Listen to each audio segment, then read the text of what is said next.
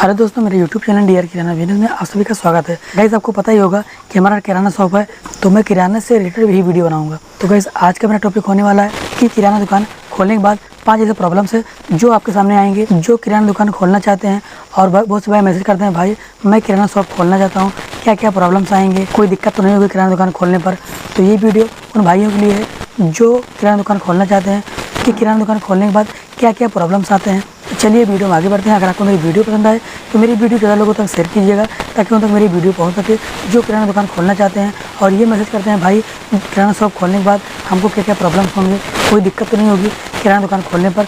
चलिए वीडियो में आगे बढ़ते हैं। तो गाइस, 5 ऐसे पॉइंट है जो मैंने नोट करके रखा है, जो मेरा इतने सालों का एक्सपीरियंस है। ये प्रॉब्लम्स हर किराना दुकानदार के साथ में होता है।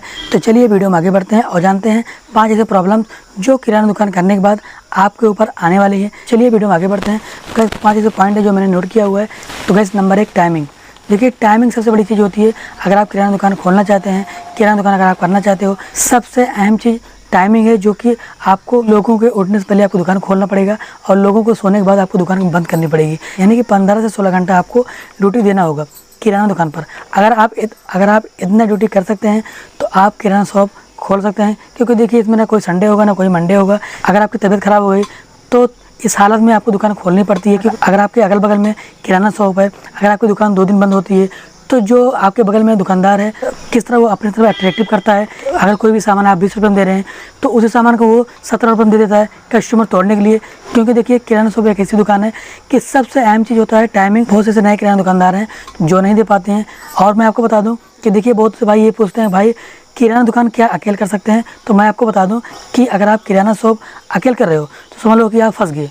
किराना शॉप एक अकेला आदमी कभी नहीं कर सकता, क्योंकि इसमें 2 आदमी चाहिए। या फिर अगर आप अकेले हो तो आप किसी आदमी को रख सकते हो घंटा 2 घंटा 4 घंटे के लिए, क्योंकि अगर आपको कोई सामान लाना हुआ तो आपको इस हालत में दुकान बंद करनी पड़ेगी।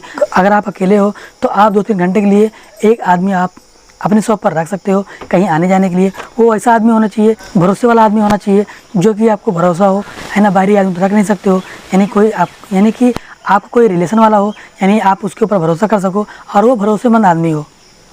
अकेले आदमी किराना शॉप कभी भी नहीं कर सकता है, उसको 2 आदमी चाहिए। ये था मेरा पहला पॉइंट।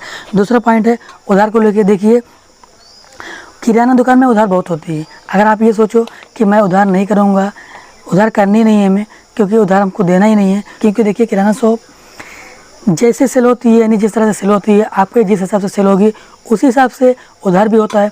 क्योंकि देखिए, अगर आपकी सेल अच्छी हो रही है तो आपका उधार भी ज़्यादा होगा। और अगर आप ये सोचो कि मैं उधार नहीं करने वाला हूँ, मैं उधार नहीं दूंगा, तो देखिए किराना शॉप में आपको उधार करना पड़ेगा, क्योंकि बिना उधार के किराना शॉप नहीं चलती है। अब आपको कैसे हैंडल करना है, आप कौन से कस्टमर देने वाले हैं और कौन से कस्टमर लेके जाने वाले हैं। देखिए, सबसे पहले मैं आपको बता दूँ, किराना शॉप में बहुत से ऐसे बिजनेस हैं, बहुत से ऐसे दुकान हैं जो हर दुकान पर उधारी होता है। आपको किराना शॉप में उधार ज़्यादा मिलेगा, क्योंकि जिस हिसाब से आपकी सेल होगी उसी हिसाब से उधारी भी होता है। तो अगर आप ये सोचो कि मैं उधार नहीं करूँगा तो किराना शॉप में उधार करना पड़ेगा, क्योंकि ये एक ऐसा बिजनेस है बिना उधारी का बिजनेस चलने वाला नहीं है। और ये सबसे खास बात किराना शॉप में कि अगर आप उधारी दे रहे हो, अगर आप 100 रुपये उधारी दिए हो तो ये सोच लो कि 75 रुपये आपको मिलेगा, 25 रुपये आपको नहीं मिलने वाला है। बिना उधार के ये बिजनेस चलने वाला नहीं है। तो आपको उधार करनी ही करनी पड़ेगी। बस आपको उधार उतना ही करना है, यानी आपको अपने हिसाब से हैंडल करना है ना। कौन सा कस्टमर मेरा देने वाला है, कौन से लेके जाने वाला है, तो उधार आपको कुछ ना कुछ करना पड़ेगा, क्योंकि ये बिना उधारी के ये बिजनेस चलता नहीं है किराना शॉप। Number 3, customer. देखिए, अगर आप किराना स्टोर दुकान खोल रहे हो या फिर खोल चुके हो, देखिए ये प्रॉब्लम सबके साथ में होता है और ज़्यादातर नए किराना दुकानदार के साथ में होता है। क्योंकि देखिए, कस्टमर का सरदर्दी बहुत होता है। कस्टमर जब आप किराना स्टोर दुकान ओपन करते हो तो बहुत से ऐसे कस्टमर होते हैं जो मोल भाव ज़्यादा करते हैं। यानी कि अगर आप किराना स्टोर दुकान ओपन किए हो तो 95% में 5% आपको ऐसे मिलेंगे जो मोल भाव ज़्यादा करते हैं, है ना। ये नहीं ऐसा है, वैसा नहीं ऐसा है ना। ये वो दुकानदार ये सामान इतने में दे रहा है ना, आप इतने में दे रहे हो, आप महंगा सामान दे रहे हो, वो सस्ता में देता है, यही चीज़ झूठ बोलते हैं, है ना। क्योंकि मेरे साथ में ऐसा हुआ है, क्योंकि जो मेरा इतने सालों का एक्सपीरियंस है, क्योंकि जब मैं नया किराना स्टोर दुकान ओपन किया था तो मेरे साथ में ये प्रॉब्लम्स बहुत ज़्यादा हो रहा था। तो किराना दुकान खोलने के बाद 5% कस्टमर आपको ऐसे मिलेंगे जो मोल भाव ज़्यादा करने वाले होंगे। भले 2 रुपये 4 रुपये उस दुकान पर, पुरानी दुकान पर दे के चले आएंगे, क्योंकि उसको पता है ये दुकानदार पुराना है, इसको पता है बट आपको दुकान पर आएंगे, आपसे मोल भाव करेंगे। तो अगर आप किराना शॉप दुकान ओपन करते हो तो ये समस्या, ये प्रॉब्लम आपके साथ में भी होगा। 5% कस्टमर आपके दुकान पर ऐसे आएंगे जो मोल भाव ज़्यादा करेंगे, सामान महंगा दे रहे हो, आप सामान कम दे रहे हो, है ना, आपका सामान ऐसा है, आपका सामान वैसा है, भले पुरानी दुकान पर जाके 2 रुपये महंगा क्यों ना ले आए, लेकिन आपसे ये मोल भाव जरूर करेंगे। तो अगर आप किराना शॉप दुकान किए हो या करना चाहते हो तो ये सोच लेना कि 5% कस्टमर आपको ऐसे मिलेंगे और 95% कस्टमर ऐसे होंगे जो आपको अच्छे मिलेंगे। यानी कि 5% कस्टमर ऐसे होते हैं जो मोल भाव करते हैं और उसी सामान को आपसे सस्ता मांगते हैं, क्योंकि उनको पता है ये सामान, ये चीज़ें महंगी हो चुकी है, क्योंकि जो पुराने दुकानदार होंगे और उनके साथ में ये प्रॉब्लम्स हो चुके होंगे। तो दोस्तों, ऐसे कस्टमर से आप सतर्क रहिएगा, क्योंकि अगर आपको ऐसे कस्टमर मिले तो ये सोच लीजिएगा कि ये कस्टमर मोल भाव करने वाला है, क्योंकि अगर ये चीज़ें उस पुराने दुकानदार के पास सस्ता होता तो मेरे पास क्यों आता, क्योंकि वो कस्टमर उस दुकानदार से ये नहीं बोलेगा कि भाई आप सामान महंगा दे रहे हो, भले वो महंगा दे दे 2 रुपये 4 रुपये ले लेगा, बट उस दुकानदार से ये नहीं बोलेगा कि भाई आप ये सामान महंगा दे रहे हो, क्योंकि उस कस्टमर को पता है कि ये दुकानदार पुराना है। ये प्रॉब्लम्स होते हैं नए दुकानदार के साथ में। अब नंबर 4 पे मैंने रखा है दुकान का मेंटेन करना। देखिए, सबसे अहम चीज़ होता है दुकान का मेंटेन करना। बहुत से दुकानदार होते हैं जो सामान कूड़ा कबाड़ा की तरह फेंका रहता है, कि कोई सामान इधर फेंका है, कोई सामान उधर फेंका है। देखिए, जो कस्टमर होते हैं उस कस्टमर को वो प्रोडक्ट दिखना चाहिए जो उसको चाहिए, क्योंकि देखिए अक्सर जो कस्टमर होते हैं कोई ना कोई सामान भूल ही जाते हैं।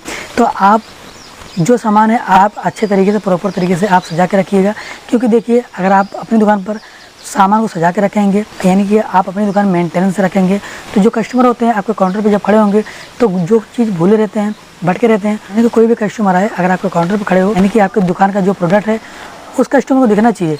यानी कि अगर भूला भटका हो तो उसके दिमाग में ये आ जाए कि ये सामान हमको लेना था, भाई हमको ये सामान दे दो। तो सबसे मेन चीज़ होता है दुकान को मेंटेनेंस से रखना, क्योंकि देखिए अब कोई भी चीज़, यानी कोई भी सामान, जैसे मैं आपको एग्जाम्पल बता रहा हूँ, लाइफबॉय एलेक्स हो गया या फिर अदरवाइज कोई सामान ले लीजिए, कोई भी प्रोडक्ट हो गया, आपको ये देखना चाहिए कि हमारी दुकान पर कौन सामान लॉस हो रहा है, कौन सा सामान ख़त्म हो रहा है। वो चीज़ें नोट करनी चाहिए कि हमारा सामान ये ख़त्म होने वाला है, ये सामान हमको लाना चाहिए। क्योंकि देखिए अगर आप कोई भी सामान लाने जाते हैं तो अक्सर लोग भूल ही जाते हैं कि हमें यार ये सामान लेना था। देखिए सबसे बड़ी बात होती है दुकान को मेंटेनेंस रखना, क्योंकि अगर आप अपनी दुकान को मेंटेनेंस रखते हैं क्योंकि देखिए अब आपके पास कपड़ा धुलने वाला साबुन ख़त्म हो गया, ठीक है ना, अब कस्टमर आ रहा है तो वो चीज़ें आप नोट नहीं किए हो। आप देखिए मेंटेनेंस ही होता है, अगर आप उस चीज़ को डायरी में नोट किए होते और उस प्रोडक्ट को आप मंगा लिए होते तो कस्टमर वापस नहीं जाता। अब फिर दोबारा से और कोई सामान यानी कि ख़त्म हो चुका है आपके पास, आप डायरी में नोट नहीं किए हो, है ना, फिर वो कस्टमर आया उस चीज़ की मांग कर रहा है, अब वो भी सामान आपके पास ख़त्म है